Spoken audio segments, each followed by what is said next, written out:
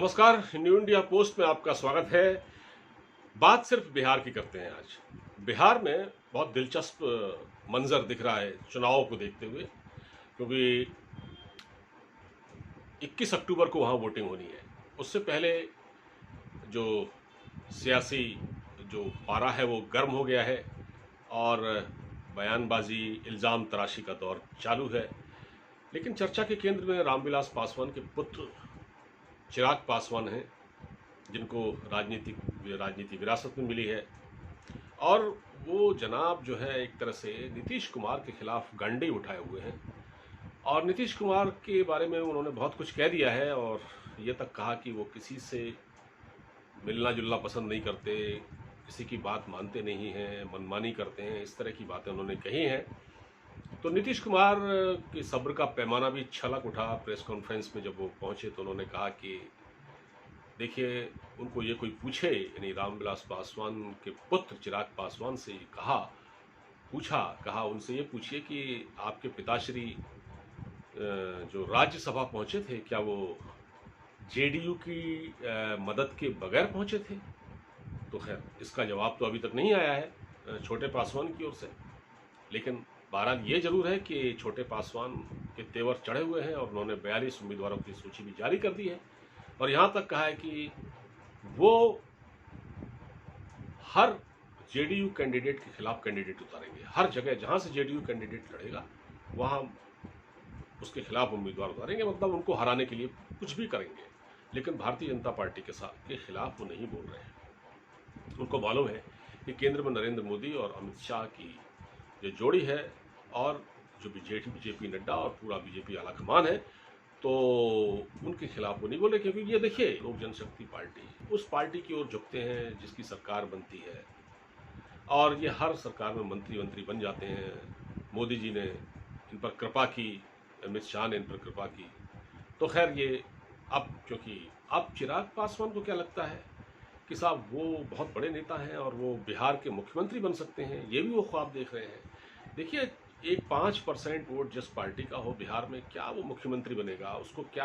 हाँ, ये बात जरूर है कि राजनीति में कुछ भी संभव है। मैं ये नहीं कह सकता, राजनीति में हो सकता है ऐसा, कल को चिराग पासवान भी बन सकते हैं। लेकिन क्या जेडीयू के मंजूर है? जेडीयू जिसके खिलाफ उन्होंने बिगुल फूंक रखा है और अब तो ये पूरी तरह से खुल के है कि बीजेपी जेडीयू के साथ है।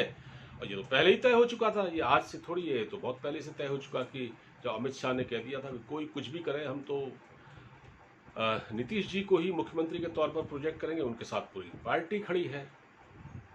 तो अब तो ये संभावना, अब नीतीश ही अगर पार्टी वोट बहुमत मिलता है चुनाव के बाद, तो नीतीश कुमार ही मुख्यमंत्री बनेंगे। और 15 साल का शासन, एंटी इनकम्बेंसी भी है, फैक्टर है, लेकिन ये मुझे लगता है इसका ज़्यादा असर नहीं पड़ने वाला, क्योंकि दूसरी जो पार्टियां हैं उनमें वो दम नज़र नहीं आता। अगर मिसाल के तौर पर हम आरजेडी को लें तो टूट की शिकार है, बिखराव है, लालू जी अस्पताल में है लंबे समय से, तो पार्टी में दम नहीं है, रास्ते अलग अलग हैं सबके।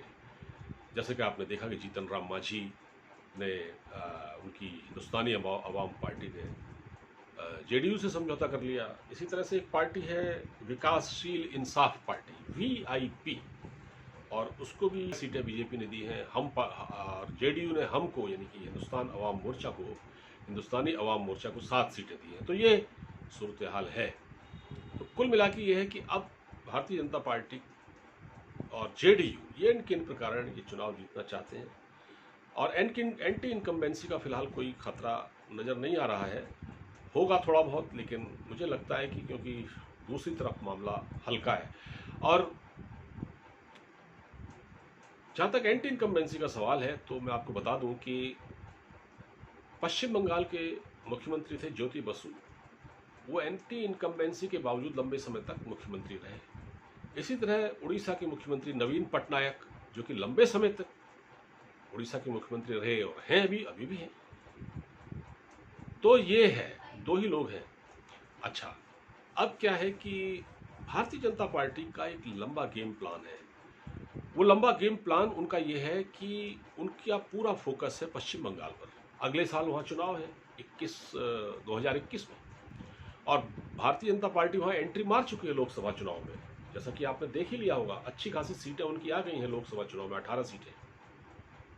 तो वो उनको लग रहा है कि उनका बेस बढ़ रहा है, और इसीलिए वो बिहार चुनाव को इतनी तवज्जो दे रहे हैं। बिहार चुनाव में वो जीतेंगे तो एक संदेश जाएगा कि बीजेपी ताकतवर होकर उभरी है। हाँ, फर्ज कीजिए अगर ऐसा हुआ कि बीजेपी और जेडीयू गठबंधन सत्ता में नहीं आता, तो ये मैसेज जाएगा उनके विरोधियों के बीच में, खासतौर से इंटेलेक्चुअल्स के विरोध के बीच में, और विपक्षी पार्टियों के जो उनके विरोधी हैं, कांग्रेस खासकर, कि साहब देखिए तो अनपॉपुलर हो रहे हैं, एक एक राज्य इनके हाथ से निकल रहा है। अब देखिए आप, झारखंड पहले निकल गया, अब बिहार निकल गया।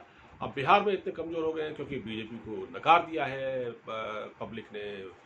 पब्लिक का सेंटिमेंट है उनके खिलाफ, और उनकी नीतियां ठीक नहीं हैं, उनकी नीतियां श्रमिक विरोधी हैं, उनकी नीतियां गरीब विरोधी हैं, उनकी जन विरोधी नीतियां हैं। इस तरह का माहौल बनाना शुरू कर देंगे, बस सीए फलाना, कई चीज़ों को वो लपेट देंगे उसमें। तो बीजेपी ऐसा मौका हाथ, मतलब ऐसा कभी नहीं चाहेगी कि बीजेपी ऐसा नहीं चाहेगी कि विरोधियों को ये कहने का मौका मिले, और इसका नुकसान पश्चिम बंगाल में हो जाए। तो पश्चिम बंगाल में वो इस बार ममता बनर्जी के तंबू कनात उखाड़ने के लिए तैयार बैठे हुए हैं। 2021 में माहौल पूरी तरह बन चुका है, हवा उसको लगातार दी जा रही है।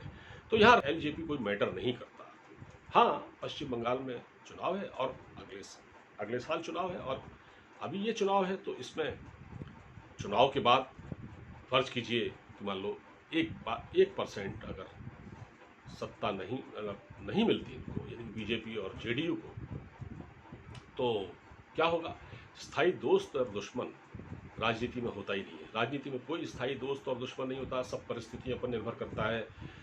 तो इतना जरूर है कि सरकार किसी की भी बने, मैं अनुमान, एक मोटी मोटी बात कर रहा हूँ, इसका कोई ज़्यादा मतलब नहीं है कि अगर सरकार किसी की भी बने बिहार में, लेकिन इतना तय है कि भारतीय जनता पार्टी कांग्रेस के साथ नहीं जाने वाली, और भारतीय जनता पार्टी कम्युनिस्टों के साथ हाथ नहीं मिलाएगी। बाकी कोई भी पार्टी किसी की भी साथ मिलकर समझौता कर सकती है, सरकार बना सकती है।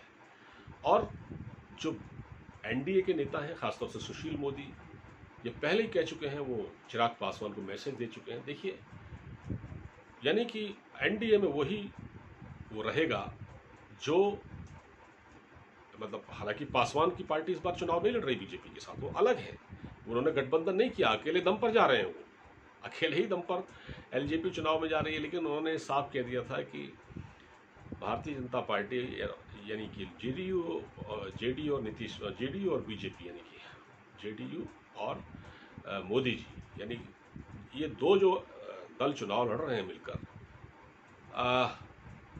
इसमें केवल वही लोग मजबूत रहेंगे जो नीतीश कुमार के नेतृत्व को स्वीकार करेंगे, वरना दूसरों के लिए कोई स्थान नहीं है। उन्होंने ये कह दिया है, और इसमें जीतन राम मांझी को भी संदेश है, और इसमें जो बाकी नेता हैं उनको भी संदेश है। तो कुल मिलाकर ये है स्थिति। फिलहाल आपको वीडियो अच्छा लगा हो तो शेयर कीजिएगा। अब मुझे इजाज़त दीजिए, अपना ख्याल रखिए। नमस्कार।